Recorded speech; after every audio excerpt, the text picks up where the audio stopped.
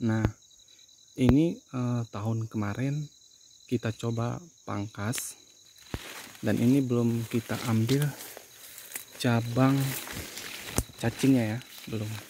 Dan kita hidupkan juga tunasnya seperti ini. Tunasnya kita hidupin lumayan banyak ya, seperti ini.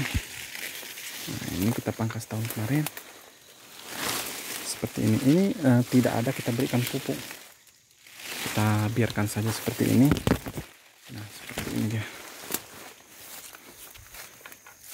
Ini jenis kopinya Ating Super.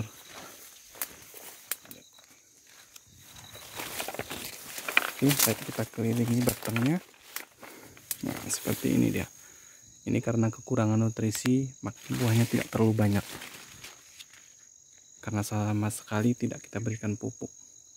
Oke, nanti setelah ini kita bersihkan cabang-cabang yang tidak perlu